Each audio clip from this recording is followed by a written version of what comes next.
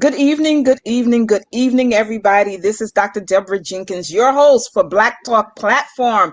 I am so happy that you are back here with me again, 2 days in a row. And I don't typically do it that way, but my special guest, and I know I say this often, is none other than Chief Ralph Godbee. And I always mess up names, but I pray I got that one right You because it's nailed it. got, I did. Okay, he said I nailed it. Listen. I had Chief Jeffrey Maudry from the NYPD on last night. Chief Godbee was gracious enough to reschedule with me so quickly after I had to abruptly cancel our engagement last week because of personal matters for myself. However, this conversation is going to be so important to all of you because you know who I am.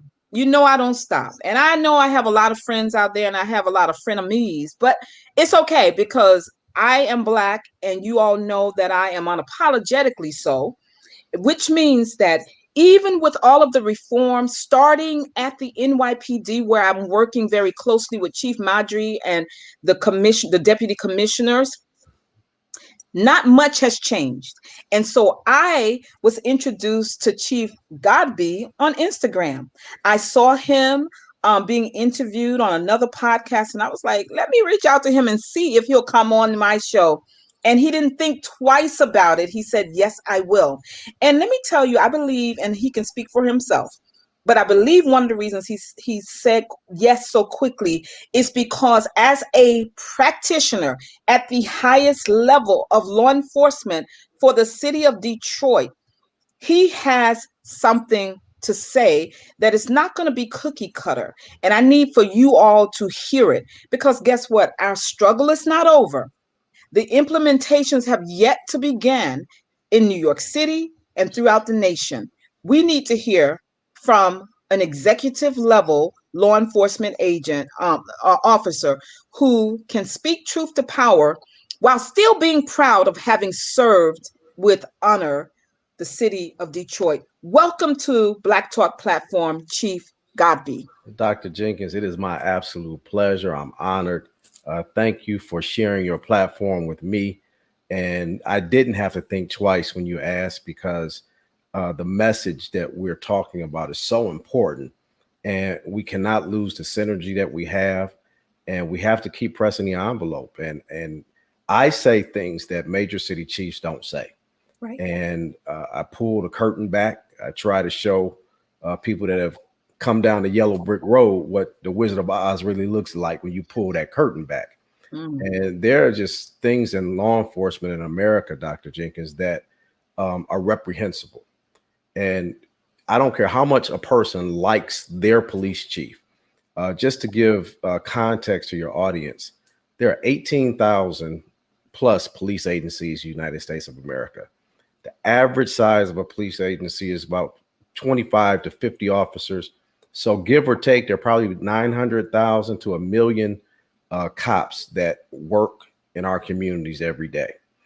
Of that 900,000 to 1 million, the majority of those are white males. And if you understand the history of policing in the United States of America, its roots are, and the first organized police departments in the United States were slave patrols. And it's important to understand that construct because the purpose of the slave patrols is, number one, we were not considered to be humans. We were considered to be property. We were chattel. And the slave patrols were responsible for controlling Black and brown behavior through fear, violence, and intimidation.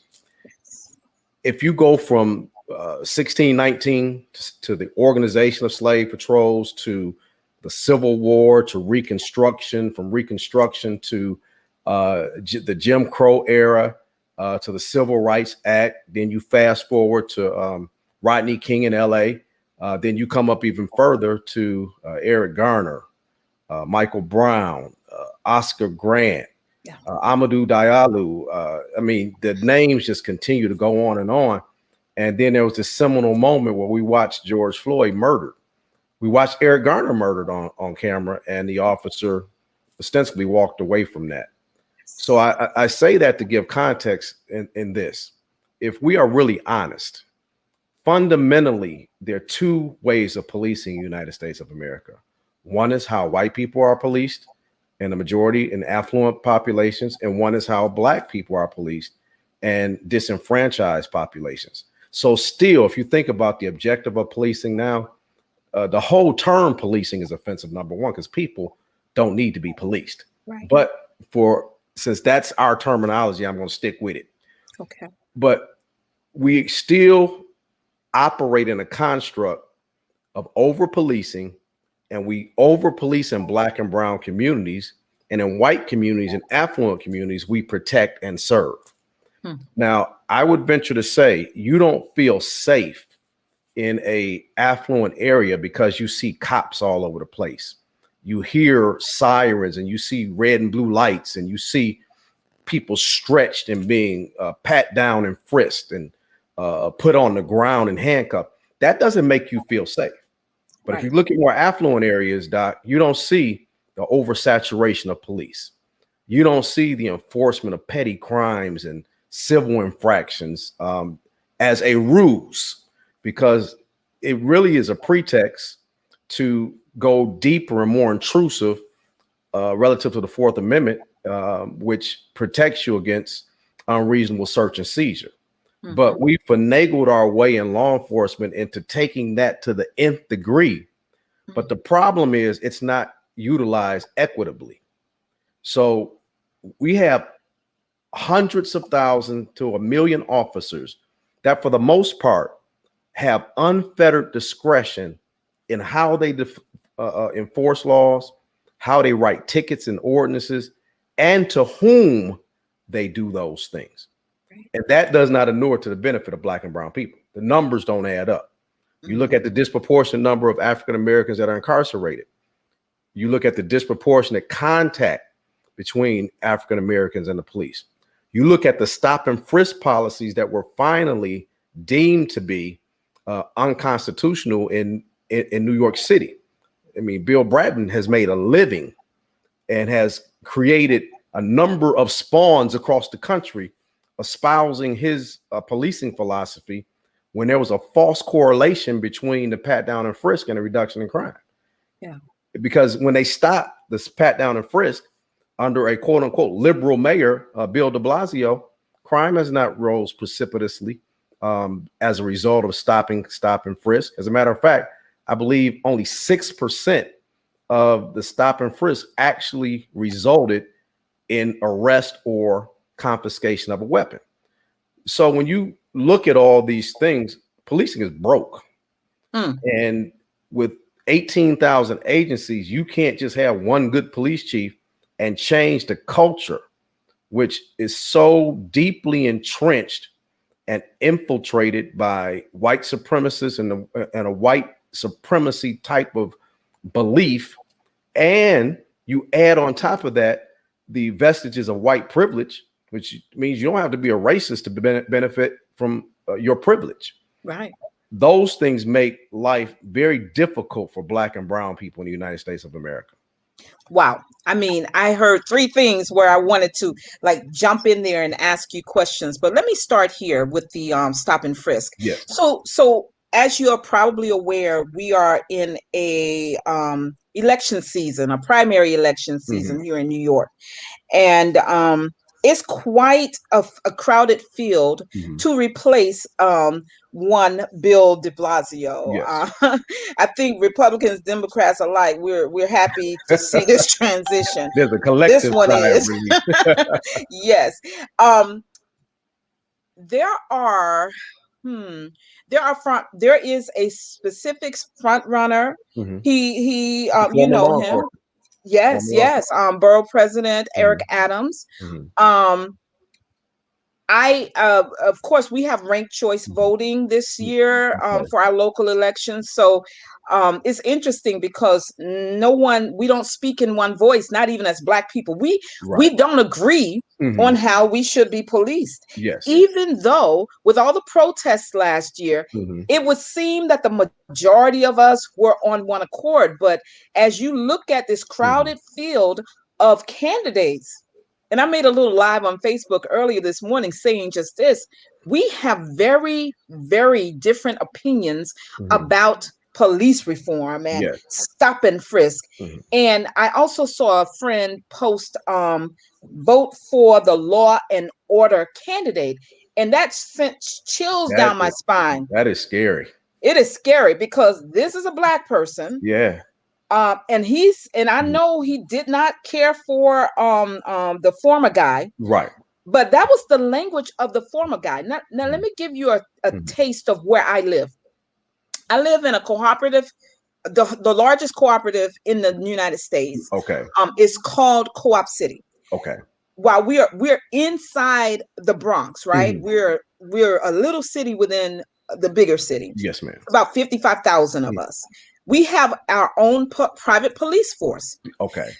To the tune of, and if those guests from the area come on, you can correct me about the amount that we pay them. But our police force has a $12 million budget. Okay. That's our private police force. Yes. Which means that the city of New York, under the leadership of any mayor, whichever mayor, and under the auspices of the NYPD, they get off with a $12 million budget that they don't have to take out of the NYPD budget. Exactly. I mean, as a former chief, I would take it. You take it, right? I take that. Yeah. And this is like, I'm not saying that there's no crime. There is crime. But what I find, because we are minority Black and Latino, middle income, right? When we have our community or precinct council meetings with the captain, do you know the majority of the complaint is we need more police? Yeah.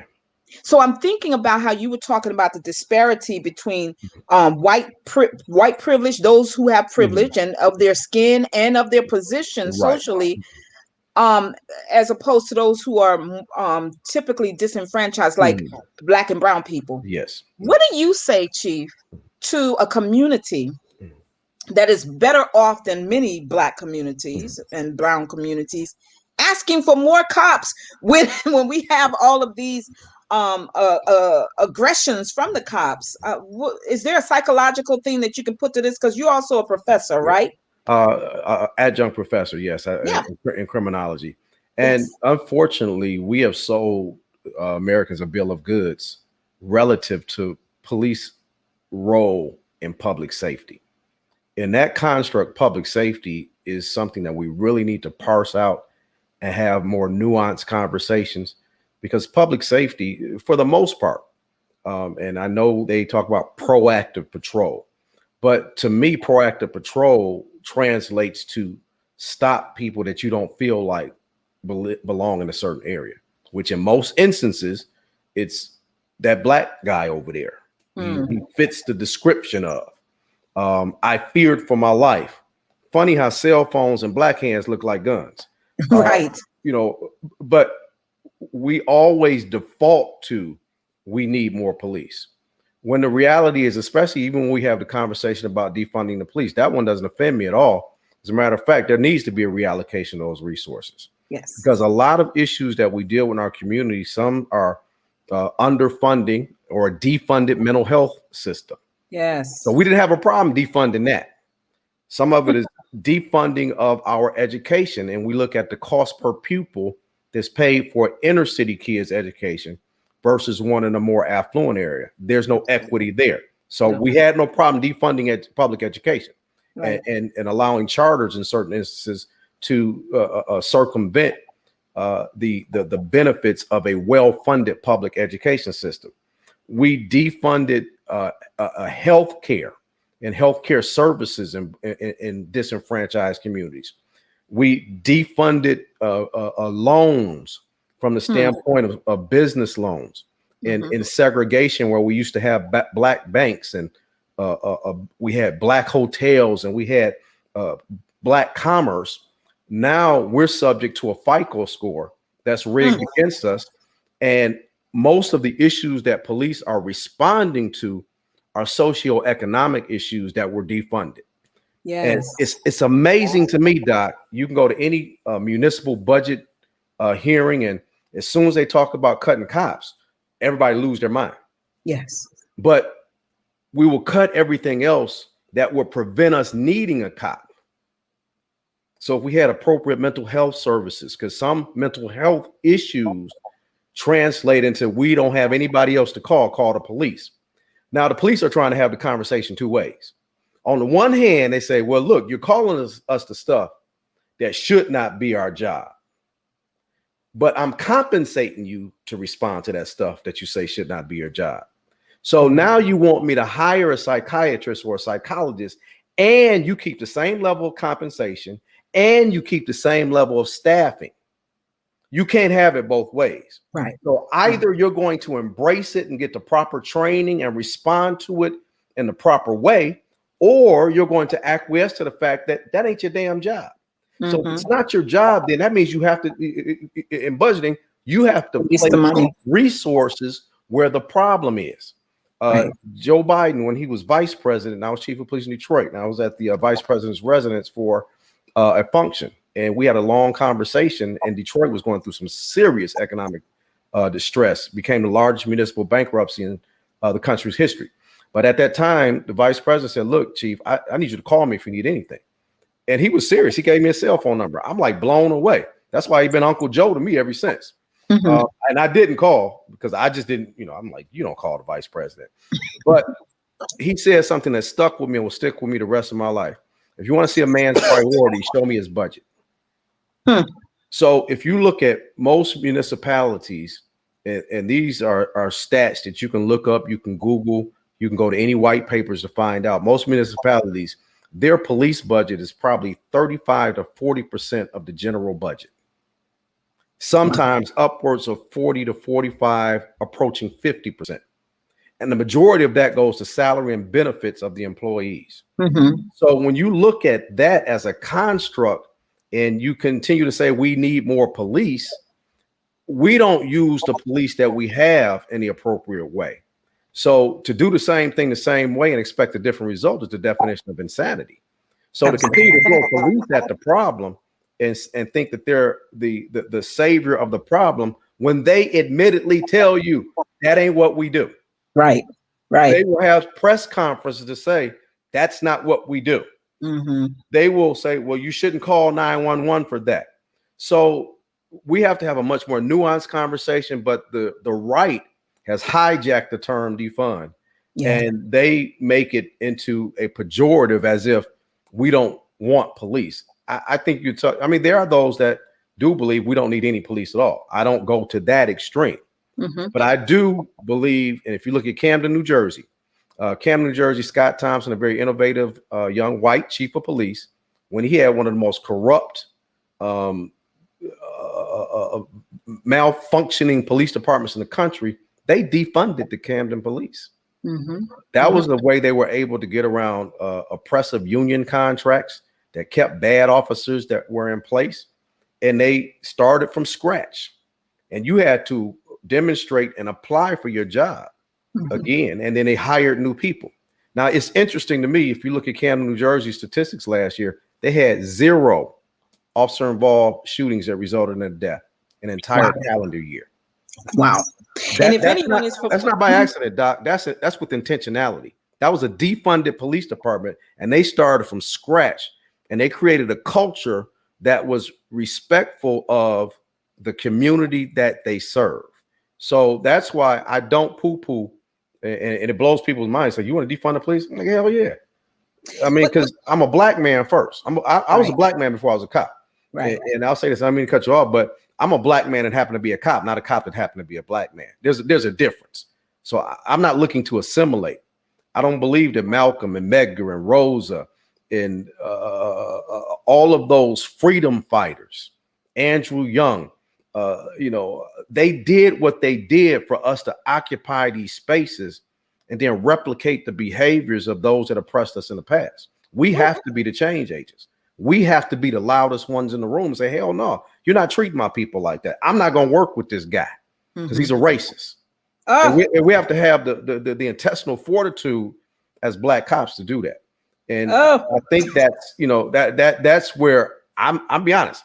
I am becoming a pariah in the police community. I don't expect to ever be an active chief again. And I'm good with that because I got a granddaughter now. And Doc, I want to make sure that I don't want another generation to have the talk. Yeah.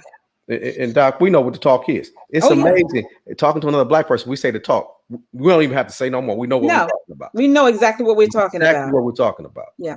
You know what? I tell you, I'm just sitting here smiling because the chief is saying what I'm usually saying. But I needed you all to hear it from someone who has done the work, who has been on the inside for a very long time and knows exactly what he's talking about. Let me help somebody out there, especially Black men. Yeah. Did you hear what the chief said? He's a Black man who happens to be a cop. It's not the other way around. And for those of you who feel like your role, especially as leaders, is to be apologists for cops, here is a good cop who is willing to call out the bad cops. He cares enough about his ancestry, those whose shoulder he stands on. I'm just trying to help somebody because it's very frustrating. You know what? We must be kindreds because you're not the only pariah. But I'm okay being that. You know why? And I think you are too. And it's not only for your beautiful granddaughter, but it's also for our people. It's for our community that we do this thing. Absolutely. You are one of few who speak like this. And it's refreshing. It's really refreshing to hear, which is why I'm so happy that you are here. Now, you touched on the budget. Yes. And I did want to have this conversation with the chief. With the budgets being between 30 to 50% of any town or city's budget, typically for the law enforcement, the police force, that would include salary and benefits. Can we discuss a little bit, and you can educate me and the audience a little bit more around the issue that's continuously being debated in the Senate, led by Republican Senator Tim Scott and New Jersey Senator Cory Booker, around the issue of qualified immunity. I have to say this to you, Chief, and I don't know how you feel. When I heard Congressman Jim Clyburn say, I was so disappointed. Oh, you're okay. Okay. See, I told you we're kindreds. He knows where I'm going, but for the rest of you who don't, Congressman Jim Clyburn said that qualified immunity, which the chief is about to educate us on, is not a deal breaker if it's taken out of the proposed law. Can you help us, Chief? Please help us. The bar to hold a police officer strictly liable for his or her conduct, especially when it is so far outside of the scope of what you would expect a reasonable officer to do, it is damn near impossible to hold them civilly liable. The municipality is, the department is, and ostensibly the taxpayers are the ones that are paying for that officer's malfeasance, because qualified immunity, the intent of it is to protect officers from not being held personally liable in the performance of their duty. The limits of that have been stretched to an extent to where it is ridiculous that you have these cowboy police officers out here that take these chances, make these impulse decisions, and they're not the ones left holding the bag. They get a paid vacation off. In way too many instances, because it's not criminal, and because of qualified immunity, they don't even suffer any civil ramifications for their behavior.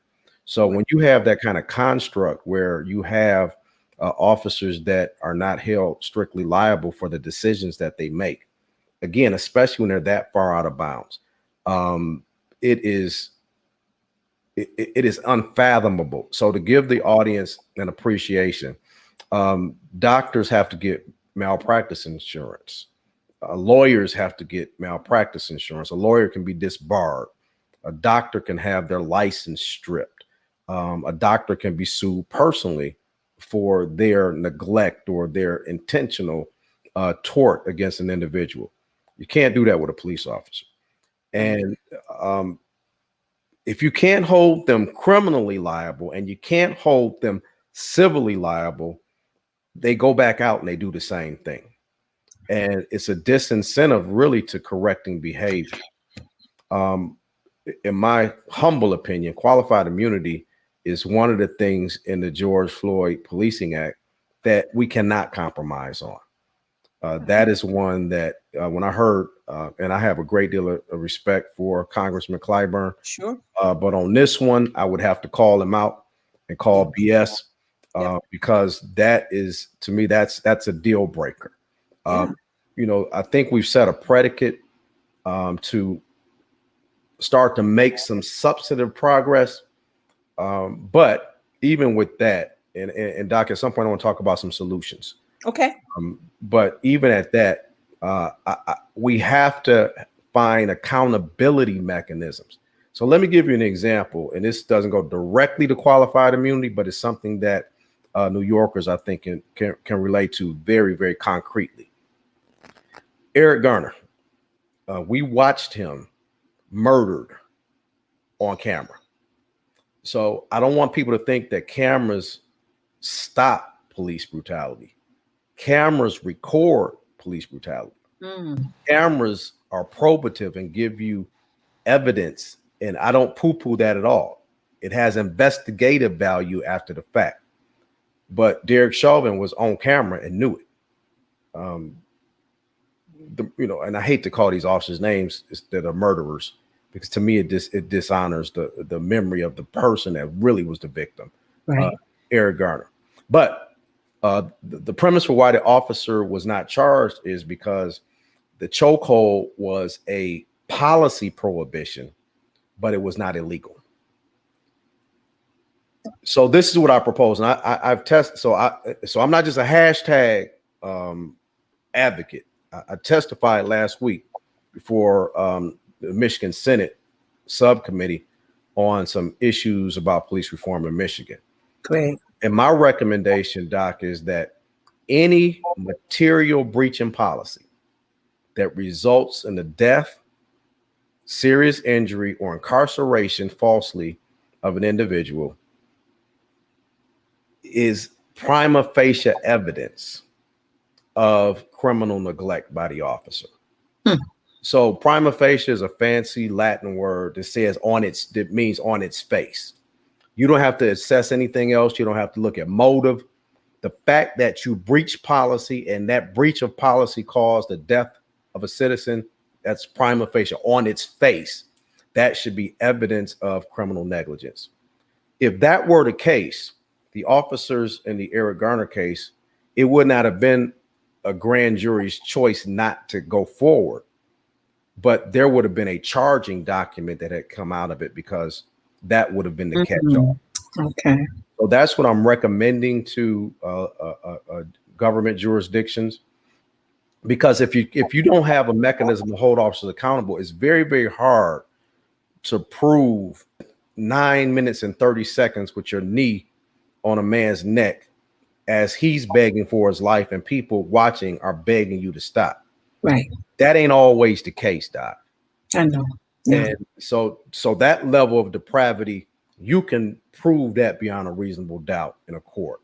Yeah. But there are some things that, officers have become so comfortable articulating.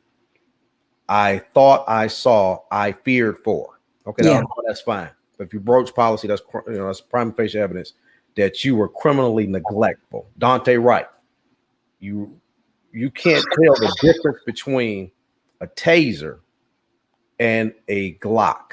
Right. The weight is completely different.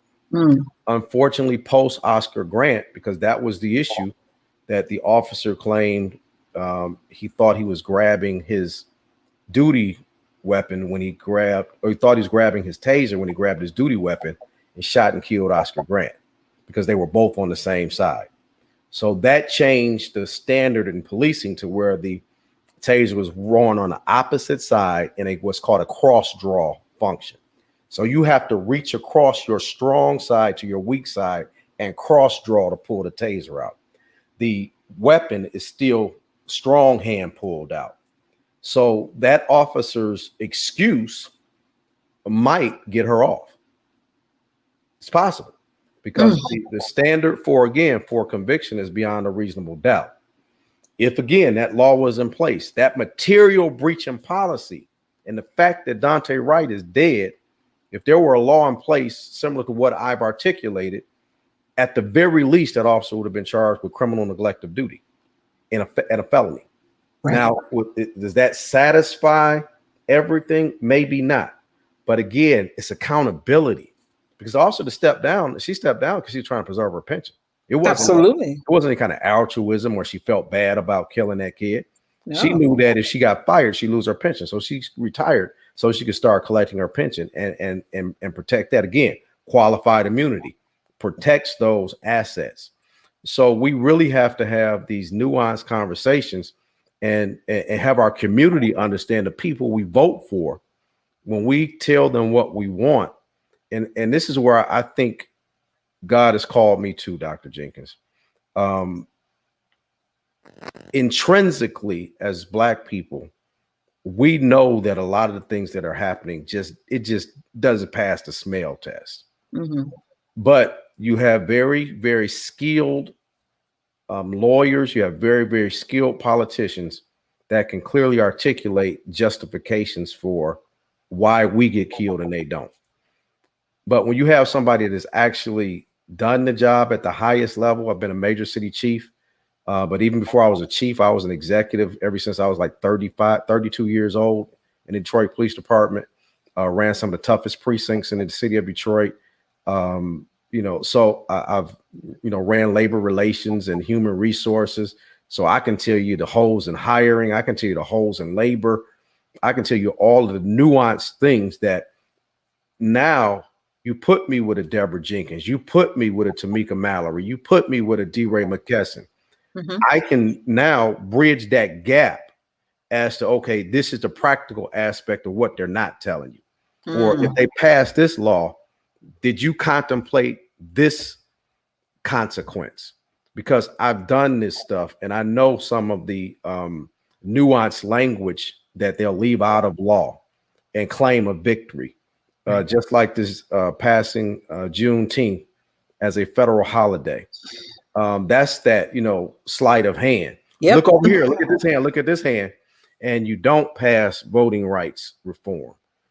You don't pass the George Floyd and Policing Act. Because look, I gave you Negroes a holiday. I gave you a day off so you can turn up and get some barbecue. Right. That's the underlying tone to me. And I'm just not falling for that. Not either. I don't need another day off. I don't need the post office not to run. I don't need the government to be shut down. I don't need my schools to be closed. I need you to put some laws in place that will stop allowing cops to kill Black and brown people with impunity. Oh, my goodness. I'm going to say this to you before I forget. I was talking about the whole Juneteenth holiday with my brother-in-law about 2 hours before we came on. Yes, ma'am. And he said, do you realize, and we both we share your opinion, but he said, for the most part, Black people aren't even going to be able to take off because we can't afford to lose work. If they offer overtime, we need to go because of our, like you were saying before, the socioeconomic status that we find ourselves in. So who's really going to benefit? Who's really going to benefit from yet another day off, another long weekend? Because once it goes into effect for next year, I guess Juneteenth will be a Sunday. So we'll have a long weekend, and still yet those two laws, the voting rights may not be protected. And the George Floyd and Policing Act may not be. Yeah. And we are good for getting distracted. We I like you were talking about the smell test before, Chief. When you got 100 people who can't agree on anything else, that's even actually more substantive, right? Yes, much more. But they can agree. They can agree on a day off, but they can't agree on my right to exist and vote. To exist without having to always look over my shoulder, without having to, like your granddaughter, one day may have to have the talk. And we are too happy and ready to pull out the grill, Yes. and which is why you're so important. Your voice is so important. There is a state senator, and I don't know if there's a conflicting event going on tonight, but I'm going to reach out to my friend who works with her, because she introduced not qualified immunity. It was like, something similar to that. And of course, they can't stand that. And I say they, Right. being law enforcement throughout the country. But she needs to speak to you in the same way you just shared, because sometimes bills fall on their faces because they're not even reaching out to the right Right people. people. Yes, ma'am. And we were talking about that last night on my other show with Chief Madri, that one thing is, who's at the table? Right. Who is at the table when all these decisions are being made, And I know you heard the saying, if you're not at the table, you're on the menu. And that's how we end up. Yes. We're on the menu. We're on the menu. And we got to get to the table. We got to get to the table. And it's okay if we bring our own chair. If, we might have our hot sauce with us, and that's something that the chief and everybody else black knows what I'm talking about. But we really got to get in these positions so that we can be heard. And once we are there, not forget about everyone who's outside of the room. Yes, ma'am. And that's one of the big problems. So and not getting co-opted as well, because a lot of our folks get co-opted just because they get opportunities to be in those spaces. I'm not just happy to be there. I'm not either. There's not change. So Doc, if we can take a little pivot, if you'd allow me. Absolutely. I really want to share some solutions to put on your radar as you advocate from your perch and from your platform and in the circles that you move in. So there are a couple of things that I think are very, very important to look at from a 30,000 foot point of view. Okay. We have to look at what I call pre-conviction arrest and their necessity to be done at the level that they're done. So I'll give you an example. We look at George Floyd and what happened. So let's presuppose that the $20 bill was counterfeit, which we still have not had that verified whether it was or not. Let's presuppose it was, and let's presuppose that George Floyd knew it was, and let's presuppose that George Floyd intentionally passed a counterfeit $20 bill. What would have saved a life is the fact that, number one, it would have been a commerce or a property crime. It was not a crime against person. So nobody was physically injured, nor was any prospect of anybody being physically injured or killed as a result of that transaction. So what it should have simply precipitated was, you can positively identify who passed the $20 bill. You do a police report and you issue a summons to appear within 14 days based on the allegation, and give that person the opportunity to show up at court. If they don't show up at court, then a bench warrant is issued, then you go get them. But this immediacy, because what it boils down to is basically contempt of cop. And when you give people authority and position and power, and you empower them, it becomes a bit of ego as well. And if you do not comply with my order, I'm taking it personal. And you're going to jail today. And if we had less arrest for non-violent offenses where the perpetrator is known and it's reasonable that you can have them come to court at a later date.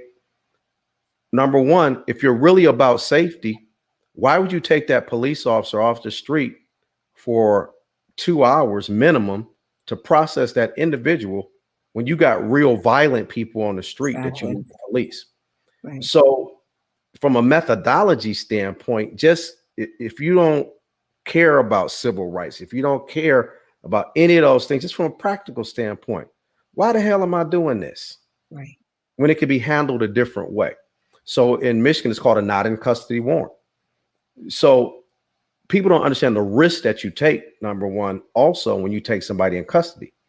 So I would venture to say, if you check with the city of New York and the ledger on payouts for lawsuits relative to mistreatment and maltreatment for persons within the custody of the NYPD, you would find that a lot of those arrests were things that could have been adjudicated without a pre-conviction arrest. Mm. And there's a cost and there's a huge risk that comes with having people in your custody. Because legally, once you put the handcuffs on them and you tell them they're under arrest, you are responsible for their medical care. That's a cost to the citizens of New York. So let's say George Floyd did not die, but he was a diabetic and he needed insulin. The city has to pay for that while he's in custody. So even if you can't get to the altruism, you ought to have enough business acumen to understand that that is not the most efficient way to utilize police resources to arrest somebody for a nonviolent crime pre-conviction. But Chief, can I ask you a question? Yes. Is that a part of the standard training? No. Okay. Because again, it goes to discretion. And with misdemeanor arrest, for most misdemeanor arrests, except some that are related to violence, like domestic violence and things of that nature, in most instances, misdemeanor arrest, you have officer discretion. Okay. So you can cite and release and give a court date, and some things you can decide to arrest. I don't trust police officers anymore to have that kind of unfettered discretion. Right. Because who decides when that discretion is utilized? Because, if I'm working in, Mayberry RFD and my high school classmate's son drives drunk, I said, aren't you Bill's son? Give me those keys. I lock the door. I take him home to his dad and I give him a warning. But in Black and brown communities, we don't get that level of deference. We don't get that level of discretion. Everything we do, for the most part, is criminalized, even being poor. So if you look at insurance redlining and vehicle insurance, and particularly Detroit and in Michigan, is the highest insurance rates in the country. So if you live in the city of Detroit, you can multiply that by 2 or 3 times just by virtue of your zip code. So you have disenfranchised people that have to make a life decision on whether I drive my vehicle or not because I couldn't afford the insurance premium. So if I'm late to work one more time, I'm gonna get fired. So I have a working vehicle in my driveway, but I can't afford the insurance. And if I get stopped, that's a misdemeanor. It's a crime. Then I got to take off work to go to court to answer for that. If I wait on public transportation that is not reliable and I'm late again, I lose my job. And then I got my child, I got to pay for their child care. So I got to make a life decision. And I am opened up now to criminal liability because I got to get to work. And I choose to drive my car because I can't afford the insurance because of insurance redlining, which is steeped in racism. Sure. So this system is so broken and needs overhauls in so many ways. So let me talk about a couple more solutions because I don't want to get too far off track. Okay. So one is the number of pre-conviction arrests that we make for non-violent offenses that could be handled with a summons or a not in custody warrant, and that could be handled in court without an arrest. And then if there's an adjudication of the arrest, in most of those low-level crimes, the person's not going to prison anyway. So to hold them pre-conviction is counterintuitive if you know that the crime that they're going to go to court for, they probably wouldn't be held for anyway. Right. So that's an unnecessary risk. So that it's a risk mitigation thing. But also, if you take the arrest portion out of it, then you don't have the resistance to the police, right, which now gives a predicate for the police to use excessive force. Because why did you use excessive force? Because they were resisting arrest. Well, what are you arresting them for? And then most of the times when you trace it back with Black folks, it's for what they suspected we did. Right.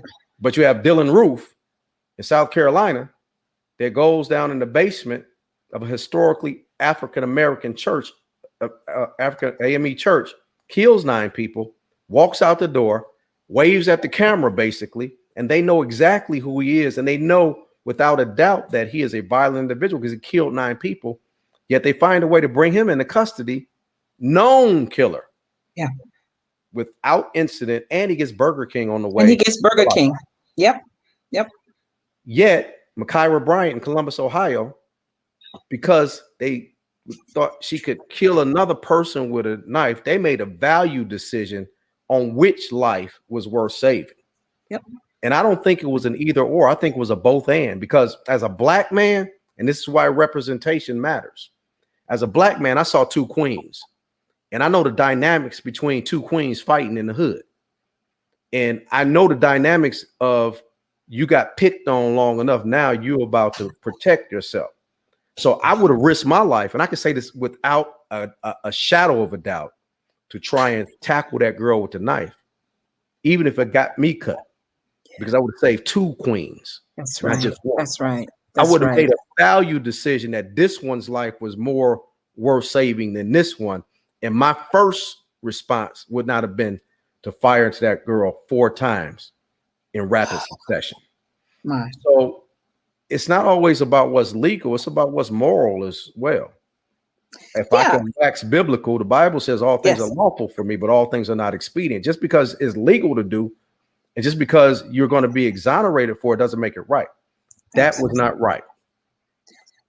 It wasn't. And I like that, that you're sharing like this, because the reason why, and even as clergy, right, we have to have liability insurance. Absolutely. It's our malpractice insurance against counseling that goes bad or what have you. But this is the only profession where we don't require that level, that standard of excellence in the execution of their duties, right?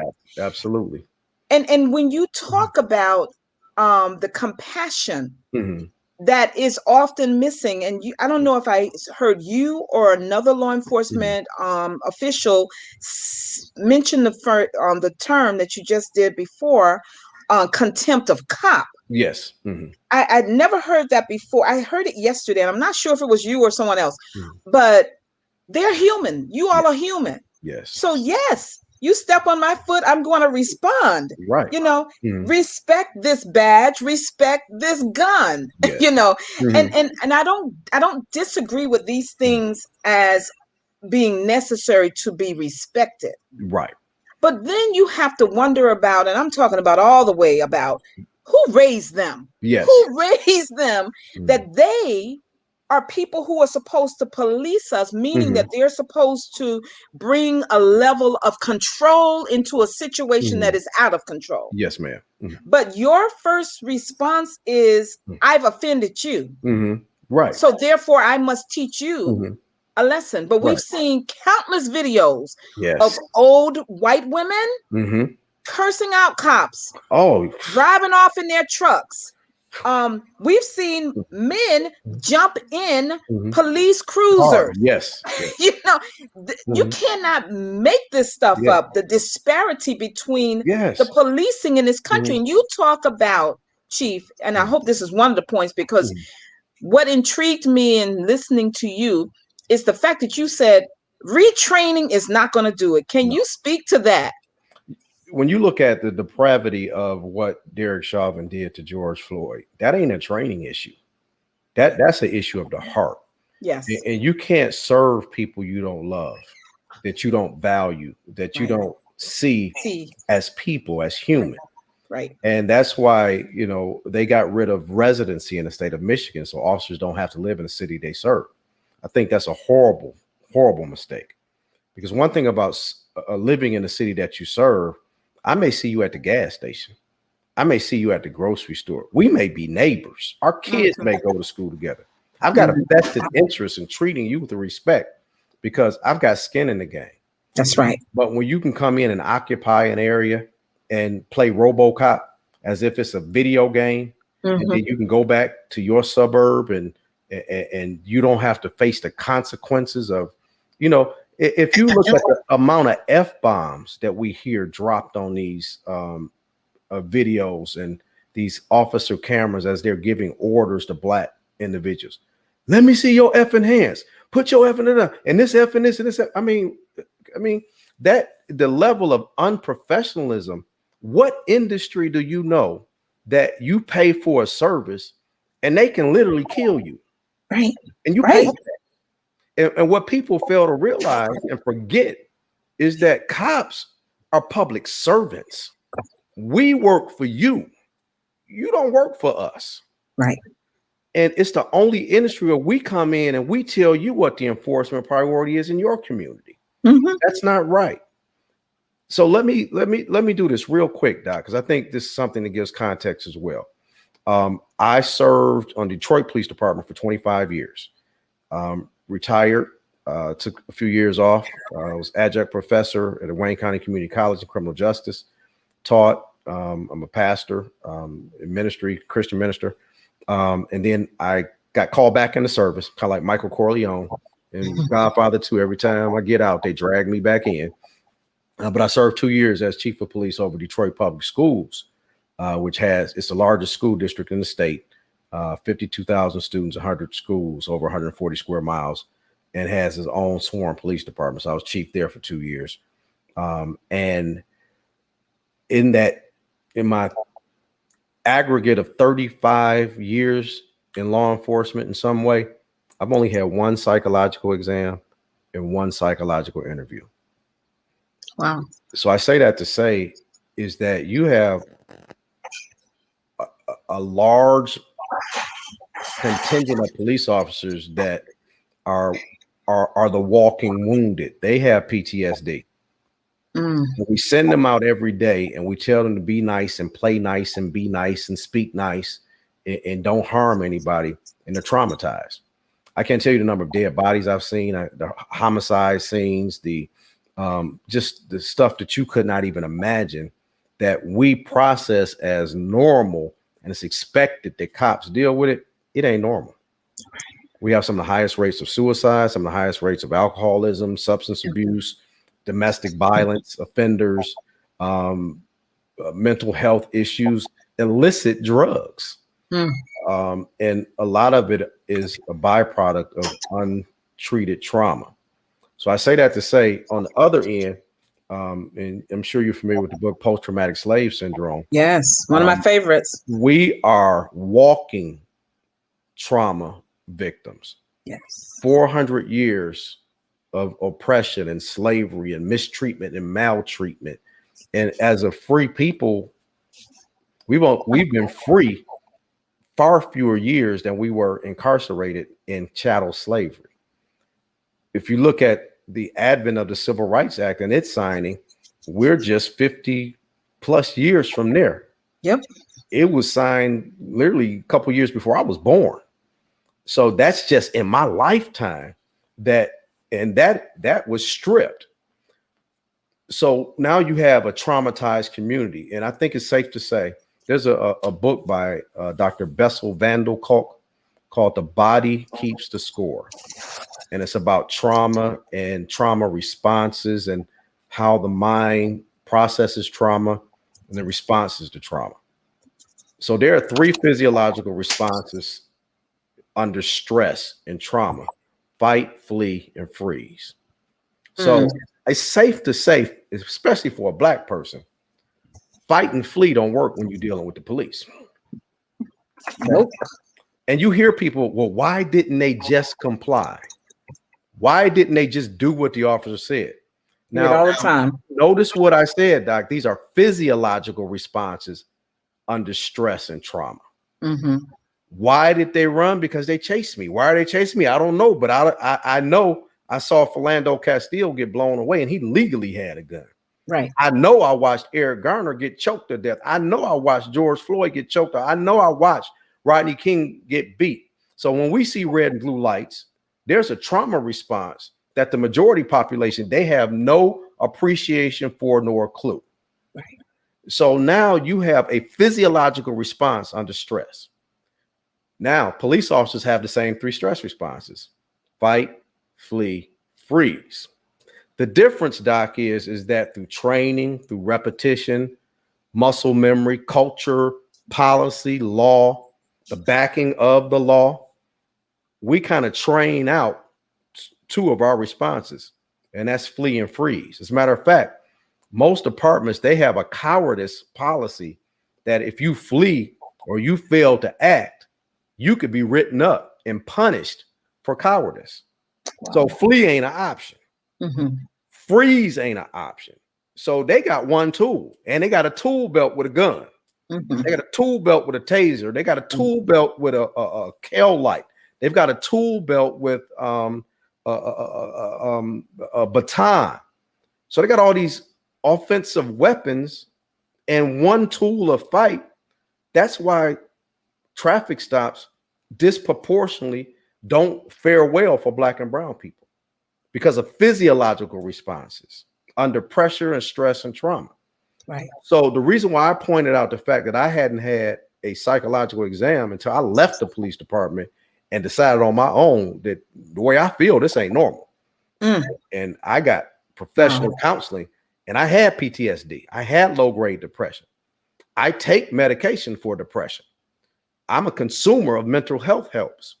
So if that happened to me and I was at the pinnacle of the organization as the chief, what about that officer that every day they got to punch that clock and run into a community and see some of the worst of human behavior? Right. See children killed in child abuse cases. See women killed in domestic violence situations. I mean, this ain't Law and Order. You know, it ain't you just wrap it up, doom, doom, doom, doom, doom, and then come back next week with another episode. This is real life. Yeah. So one of a solution is, and I testified to this at the Michigan Senate, is that there has to be a standard for police officers, at least annually or biannually, to have to debrief with a clinical psychologist without any punitive response. So you don't get taken off the street, anything. But you've got to deal with that stuff, because if you don't deal with it, it comes out in abusive cops. Yeah. It comes out in disciplinary problems with your cops, and inordinate sick abuse, because we used to call it dollar leave day. I just can't take it today.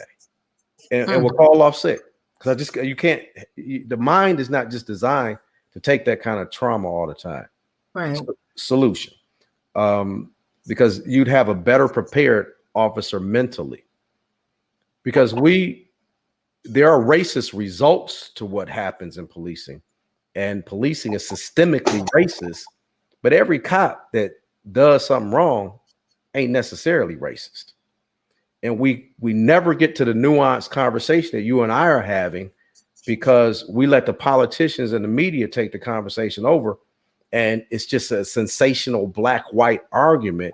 Right. It doesn't go down to the nuance, because if it was just simply black and white, half of the officers indicted in the Freddie Gray case in Baltimore, when his neck is broken in two places, which he didn't break his own neck, and the man is dead, half of the officers that were indicted were black. When I was chief of police in Detroit, we put in a management awareness system where we tracked officer complaints, and there was a belief and perception that it was going to be a white officer that was going to lead the city in complaints. The top 2 complaint getters were black officers. Wow. One of them is in federal prison now for doing things. So we have to have a conversation that is really about solving problems. And Doc, I thank God for you. I thank God for your advocacy. I thank God for your platform. I thank God that you record these and that these have a shelf life. Yeah. Maybe somebody can come back and watch and get some nuggets or information that would inspire them to be a part of the change process. I hope so, but let me dial it back just a minute, and I thank you for that. But I brought you on because you have these answers. I'm telling you, I've been reading. I've actually put together a training module for the NYPD that has been accepted. But look, I need to go back based on our conversation. How about that? There is even a nuanced piece as it relates to what you just shared about the recommendation that annually the officers undergo a clinical evaluation. Yes. I think that would go so far. Yes. So far to improve community and police relations. Yes. And so when we're reimagining policing, and talking about taking, like in New York, we want to take $1 billion out of this Right. $6 billion Mm-hmm. budget, right? Mm-hmm. And so we want to shift it to mental health professionals. Yes. But a part of that money for the mental health set aside Should be for has the to cops. be for them. Yes. I mean, Absolutely. that is incredible. And I'm just encouraged that I believe it'll happen. Although I just received a text from Color of Change this morning saying, call your city council people and tell them to move that money from the NYPD. And I'm like, the 30th is like tomorrow. Yeah. Today is the 16th. We got 14 days. Right. It's tomorrow. Yes, ma'am. And the reality is, the sad reality is politics again, right? Yes. Because we have this election on Tuesday. Yeah. Nobody's going to do a thing. Yes. Nothing more punitive. And so that's why your voice is so necessary, because you've been on the inside. You did it for 35 years. And then you had a voluntary evaluation, but you needed it for yourself. It saved my life. It literally saved your life. Yes, saved your life. Literally. And so, I mean, I hope the audience has not missed how you humanize the officers. Because often the conversation devolves into, well, they're human too, without any substance. Yes. You spoke about them, nor solution, right? Because we don't want, when we see an Eric Garner, and yes, I mean, I can tell you, it's easy. I'm supporting the person who his mother is supporting. Absolutely. Because there's an indication to me that the others who were in government at the time did not help her get justice for her side. Did not. Yes, ma'am. And so I'm and most people know I'm basically a one-trick pony as it relates to these issues. And that's about policing, reforming policing, and protecting Black and brown communities, right? Yes, but so when you think about where we are, where we need to go, we need voices like yours. I tell you, I'm going to talk about you if he's not watching tonight. We're blessed, I say, in New York State with an assembly that is led by Carl Hastie, and a state senate that is led by Miss Cousins. Yes. And then here in the Bronx, the best borough in the city. I ain't gonna get in that, ma'am. Don't drag me in that. It's okay. The other boroughs know they're not the best. They already know. But we have in the Bronx, our state senator from my area, he is the Bronx leader, Democratic leader. And so we have some powerfully placed politicians who actually need to hear you. So I'm sending this video to all three of you because I need you all to hear from Chief Godbee, because he's not just talking about, well, I had a storied career. He has evaluated, and I'm speaking for you. Oh no, you're spot on, Doc. You're spot on.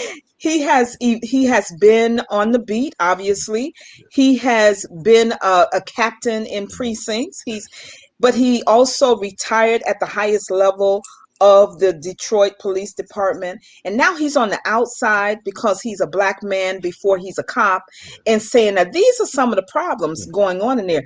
And every white cop that does something bad to a Black or brown person is not necessarily a racist. They got some other issues going on. Right. They have some issues that are not being addressed, and we don't give them time to address their issues. I'll go and do a roll call prayer. And I'm always, and I sincerely mean this, and I believe the officers know it. I need you to start your tour.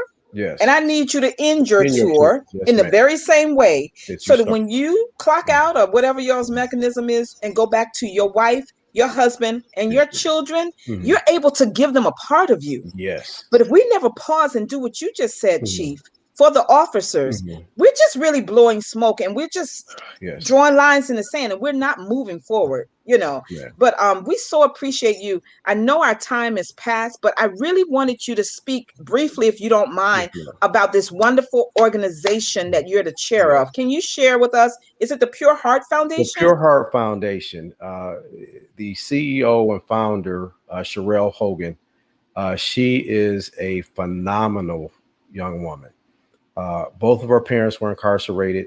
And if you know the statistics behind incarceration, recidivism, and the path that the children of incarcerated parents take, they're more likely not to graduate high school, more likely never to make it to college. And unfortunately, some are on the same track Yeah. to end up in prison as their parents. So the school to prison pipeline is it has way too many candidates. Mm. So Sherelle, she matriculated from the University of Michigan, and her passion has been providing wraparound services and experiences and connecting those children with their incarcerated parent. So right now we're in the midst of a campaign called The Call, and there are companies that profit off of those that are incarcerated because you have to pay to get calling privileges to call into them. So Mm. we've raised money to allow um, our scholars, we call them our Pure Heart scholars, to be able to have conversations with their parents and keep them connected with their parents. Wow. We've taken them to facilities for a function called One Day with God, where they're actually able to physically be with their children. And then we make opportunities for the young people to go on outings. The Detroit Pistons have been extremely supportive Nice. and have adopted us. So we've been able I mean, have tremendous Christmas functions. These young people have been in the Pistons locker room, met with the coach. I mean, have just been exposed to things that otherwise would not have a level of investment in them. Wow. And so I'm proud when Sherelle asked me to be the chair of the board for the Pure Heart Foundation. So we are in the midst of that Answer the Call campaign. But we have a whole host of wraparound services that we provide for young people. We have recreational opportunities, mentoring opportunities, tutoring, as well as mental health helps. So all this suite of services is provided from this nonprofit, and it is one of the most rewarding pieces of work I've done in my public service life. Wow. To see these young people, number one, reconnect with their parents, and it's meaningful for the incarcerated parent as well. Mm-hmm. We don't call them prisoners. I don't, because people that have paid their debt to society, and they have done their penance. We've got to make an opportunity. We, especially as Black people, we don't have the ability to discard any Black person, That's right.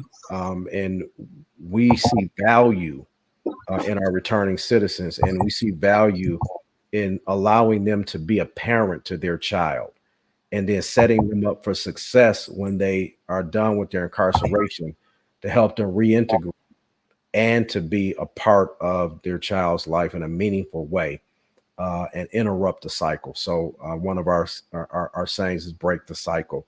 So www.pureheartcares.org. If you go to the website, it will tell you all about the organization, ways to donate, the programmatic things that we're doing, the services that we're providing for children of incarcerated parents. And again, Sherelle Hogan, the CEO and founder, she is just a phenomenal woman of God.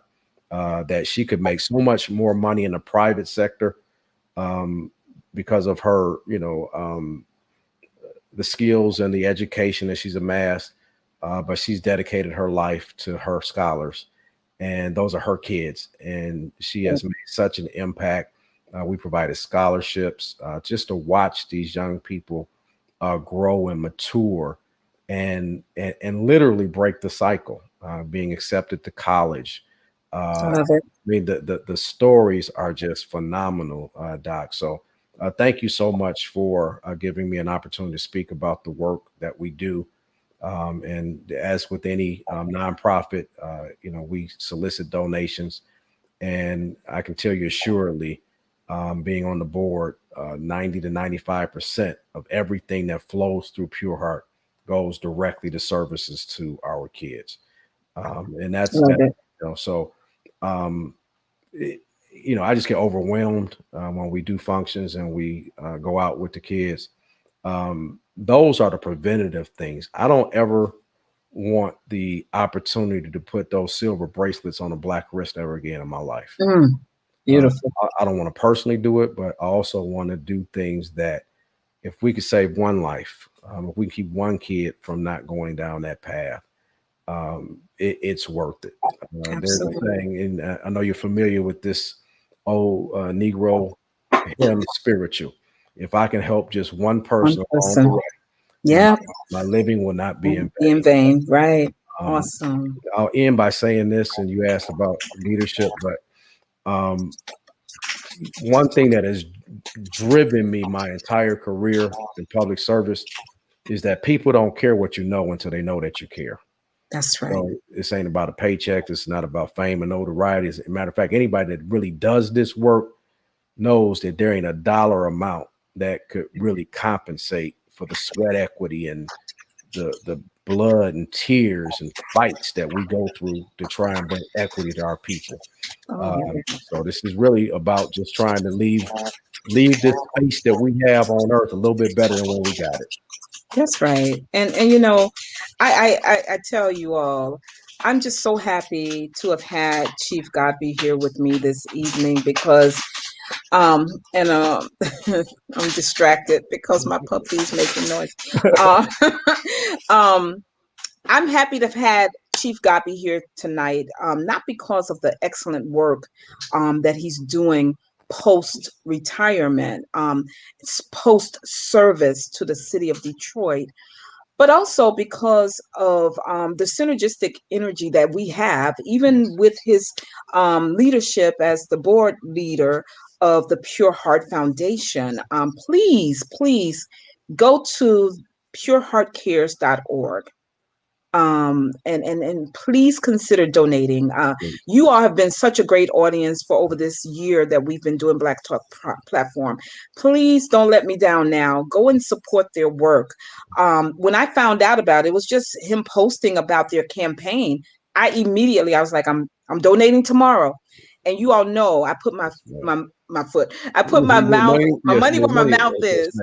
And I certainly supported their work because some of you know, others do not, but it's not something that I'm embarrassed to talk about. It's just other things that I talk about, perhaps more. But my father was formerly incarcerated, and my doctoral work was strictly about restorative justice. Had it not been for my mother, who just passed in February, had it not been for her introducing my sister and I to the concept of restorative justice by welcoming my father back home. Yes, ma'am. When he was a returning citizen. These are terms that were not used back then, but they are mainstay in the in the community now. My mother, I'm just going to claim it for her, but even though there are others who did the same, but for my life, for my siblings' lives, my father was able to be restored back to his family. Yes. He didn't have to start from the bottom because he was gone. Yes. My mom welcomed him back into our home, and he was able to get himself back up because of her support and because of the love. And listen, let me tell you something.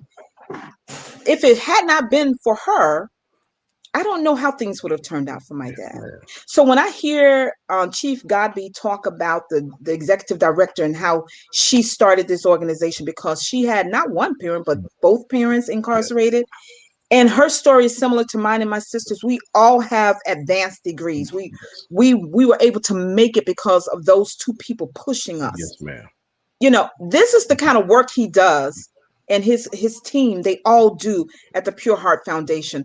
Please consider helping a young person to not only be restored to their parents, but also to have a better life than whatever life gave to their parents. Because this is a no judgment zone. There are too many people incarcerated that should not be there. Yes, ma'am. So we're not judging these young people or their parents. We just want to help. And so, Chief, I'm gonna let you give parting words. And I know you already said you have, but I would love to have you do that. Just let me tee up my show for next Oh, Tuesday. please do. Yes, ma'am. Listen, everybody. Next week we're gonna take it light. And I say that every now and again. But next week, this is Black Music Month. Yeah. So I am having a 2-hour show on next Tuesday with wonderful, wonderful musicians, and we want you to support them in their work as well. So come on back on Tuesday at 7 p.m. right here from 7 to 9. We'll be here introducing you to these wonderful artists, and hopefully you'll join us and support their new projects or their previous projects. Chief, thank you so much, and I hope that we'll Yeah. be able to work together Yeah. outside of this platform Absolutely. to make things happen for our people. Let you have the last word, and I'll see you in the green room at the end. Well, that would be my parting words. Is you got a brother for life. We're joined at the hip, Doc. Awesome. And Awesome. I'm just a phone call, a Zoom, a plane flight away, because the work that we have to do for our people is just so significant, and we're at a tipping point in our country, and it's going to take all of us. It's not a competition. That's right. We need all hands on deck. And Doc, I say this in the love of Christ. I love you. I love your spirit. I love your energy. I love your advocacy, and anything we can do to help you further that cause. Again, I'm just a phone call away. And thank you to your audience for what they do as well to bring equity to our people. Thank you so much, Chief. God bless you, and God bless thank you. you. Love back to you. Good night, everybody. We'll see you next Tuesday. I'll see you in the green room, Chief. Okay.